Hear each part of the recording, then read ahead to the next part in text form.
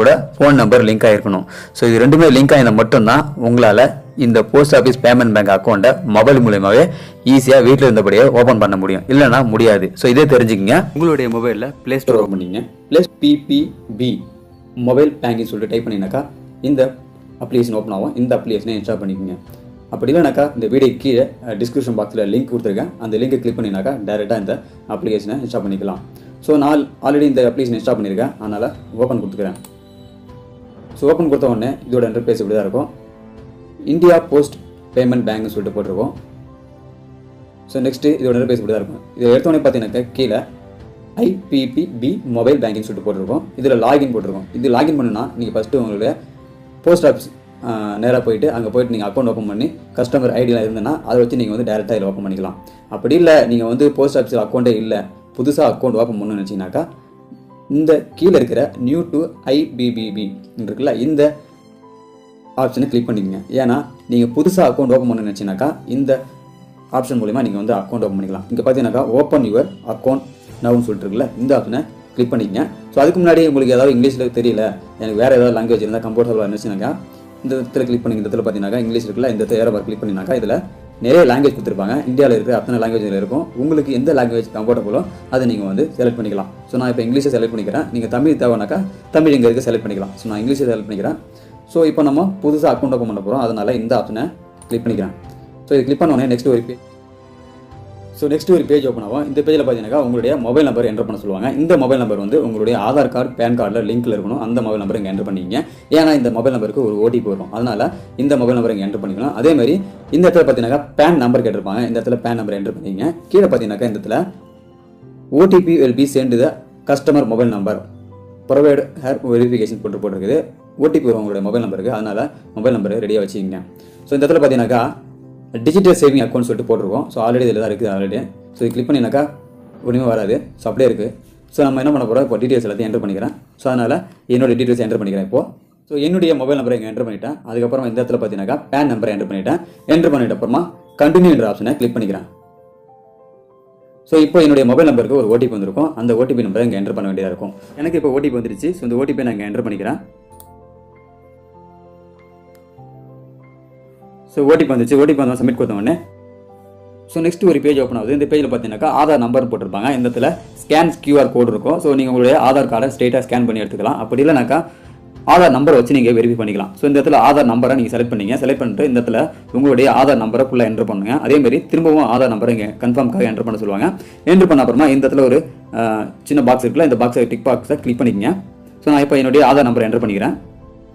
So என்னுடைய ஆதார் நம்பரை இந்த இடத்துல என்டர் பண்ணிட்டேன். என்டர் பண்ண அப்புறமா இங்கே 2 டிக் பாக்ஸ் ஓப்பன் ஆகிருக்கு. இந்த சின்ன பாக்ஸை டிக் பண்ணிக்கங்க.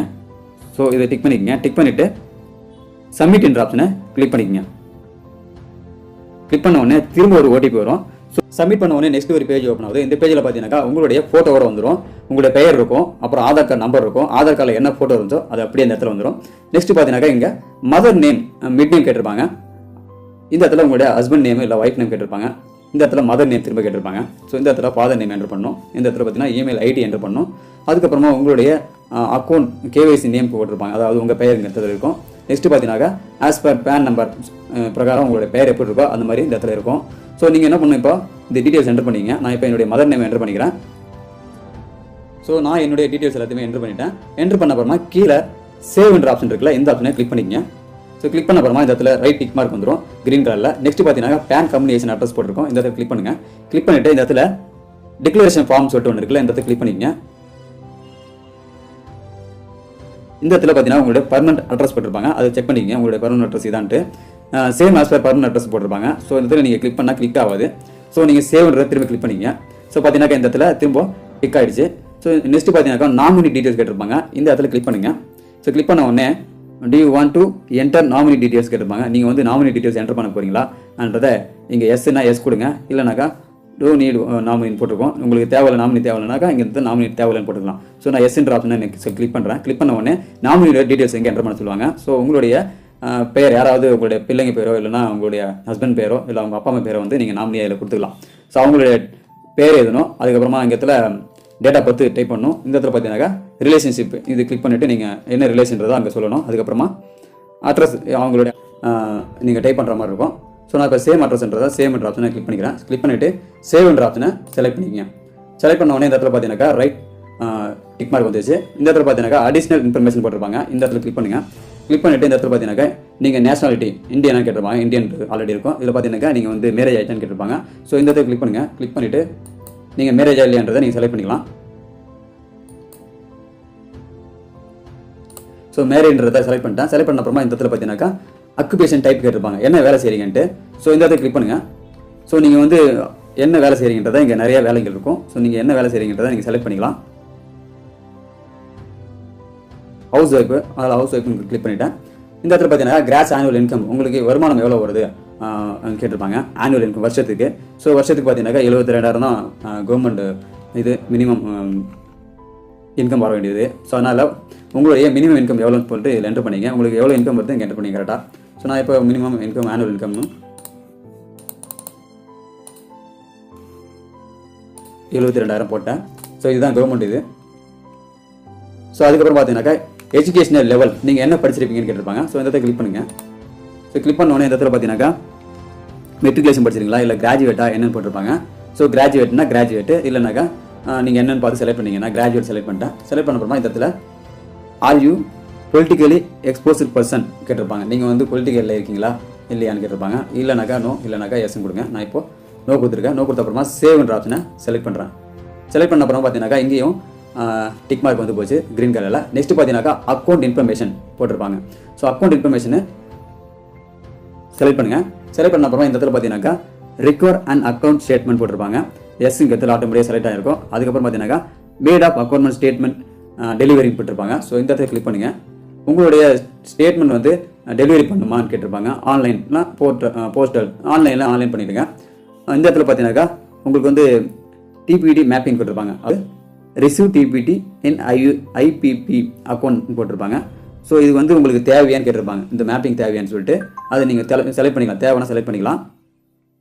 நெக்ஸ்ட் இந்த இடத்துல பார்த்தீங்கன்னாக்கா I agree to IPP terms and condition கேட்டிருப்பாங்க. ஸோ நீங்கள் இதை கிளிக் பண்ணி படித்து பார்த்து தெரிஞ்சுக்கலாம். அப்படி இல்லைனாக்கா இந்த இடத்துல செக் பாக்ஸ் இருக்குது. இந்த இடத்துல கிளிக் பண்ணுங்கள். கிளிக் பண்ணிவிட்டு சேவ்ன்ற ஆப்ஷனை கிளிக் பண்ணிங்க.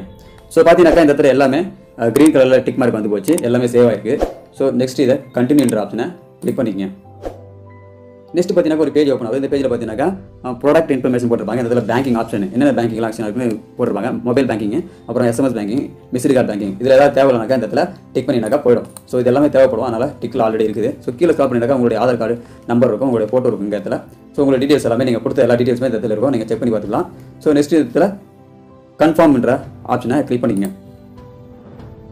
ஸோ கிளிக் பண்ணோடனே திரும்ப உங்களுடைய ஆத்தென்டிகேஷன், ஆதார் ஆத்தென்டிகேஷனுக்கு திரும்ப ஒரு ஓடிபி போவோம். ஸோ இந்த ஓடிபி பார்த்தீங்கன்னா உங்களுடைய மொபைல் நம்பருக்கு, நீங்கள் ஆதார் கார்டு கூட மொபைல் நம்பர் லிங்க் பண்ணியிருப்பீங்க.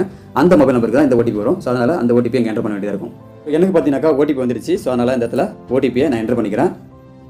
ஸோ உங்களுக்கு வந்து ஓடிபியை கரெக்டாக என்டர் பண்ணிக்கங்க. என்டர் பண்ண அப்புறம் சப்மிட்ன்ற ஆப்ஷனை கிளிக் பண்ணிக்கங்க. கிளிக் பண்ண உடனே நெக்ஸ்ட் ஒரு பேஜ் ஓப்பன் ஆகும். இந்த பேஜில் பார்த்தீங்கன்னாக்கா அக்கௌண்ட் கிரியேட் சக்ஸஸ்ஃபுல் சொல்லிட்டு வந்து போச்சு. அதுக்கப்புறமா உங்களுக்கு ஒரு கஸ்டமர் ஐடி நம்பர் கொடுப்பாங்க. அது மட்டும் இல்லாமல் அக்கௌண்ட் நம்பர் ஒன்று கொடுப்பாங்க. ஸோ இது ரெண்டுமே உங்களுக்கு மெசேஜாக உங்களுடைய மொபைலுக்கு வந்துடும். ஸோ அதை நீங்கள் வந்து சேவ் பண்ணி வச்சுக்கிங்க.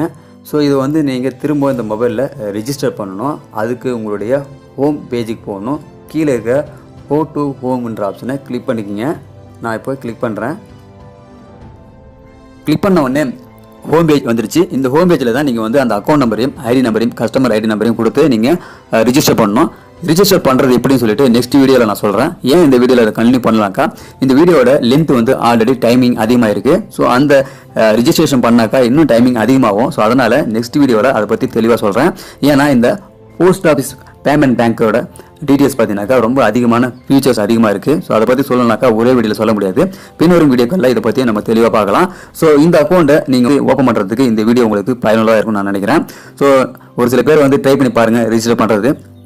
ரிஜிஸ்டர் பண்ண முடியலனாக்கா கண்டிப்பாக கமெண்ட் பாக்ஸில் தெரியுங்க, நான் உங்களுக்கு ஹெல்ப் பண்ணுறேன். ஸோ இந்த வீடியோ உங்களுக்கு பிடிச்சிருந்தா லைக் பண்ணுங்கள். இந்த வீடியோ பற்றின கருத்தில் இருந்தால் கமெண்ட் பண்ணுங்கள். நிறைய பேருக்கு இன்னும் போஸ்ட் ஆஃபீஸ் பேமெண்ட் அக்கௌண்ட் வந்து ஓப்பன் ஆகாமல் இருப்பீங்க. சேவிங்ஸ் அக்கௌண்ட்டை போஸ்ட் ஆஃபீஸ் ஓப்பன் பண்ணிக்க கண்டிப்பாக. ஏன் போஸ்ட் ஆஃபீஸில் சேவிங்ஸ் அக்கௌண்ட் ஓப்பன் பண்ண சொல்கிறேன்னாக்கா இன்ட்ரெஸ்ட் வந்து அதிகமாக இருக்குது, வட்டி விகிதம் வந்து அதிகமாக தராங்க. ஸோ பேங்கை விட இந்த போஸ்ட் ஆஃபீஸ் பேமெண்ட் பேங்க்கில் பார்த்தீங்கன்னாக்கா அதிக இன்ட்ரெஸ்ட் தரான்றதால நிறைய பேர் வந்து இப்போ போஸ்ட் ஆஃபீஸ் பேங்க்கை ஓப்பன் பண்ணுறாங்க. ஸோ அதனால் நீங்களும் ஓப்பன் பண்ணிங்க. ஸோ நீங்கள் வந்து போஸ்ட் ஆஃபீஸ் போய்ட்டு ஓப்பன் பண்ணணும் அவசியம் கிடையாது. இந்த அப்ளிகேஷன் மூலிமா வீட்டில் இருந்தபடியாகவே நீங்கள் வந்து அக்கௌண்ட் ஓப்பன் பண்ணிக்கலாம். ஸோ இந்த வீடியோ உங்களுக்கு பயனுள்ளதாக இருந்தாக்கா கண்டிப்பாக உங்கள் ஃப்ரெண்ட்ஸுக்கும் ஷேர் பண்ணுங்கள். இந்த வீடியோ பற்றின கருத்துக்கள் இருந்தாக்கா கமெண்ட் பண்ணுங்கள். ஸோ இந்த மாதிரி வீடியோக்கள் உங்களுக்கு தேவைனாக்கா நம்ம சேனலை சப்ஸ்கிரைப் பண்ணிக்கங்க. மீண்டும் இன்னொரு வீடியோவில் சந்திக்கலாம். தேங்க்யூ ஃபார் வாட்சிங். மனிதர்களை மதிப்போம், மனித உயிரை காப்போம். நன்றி.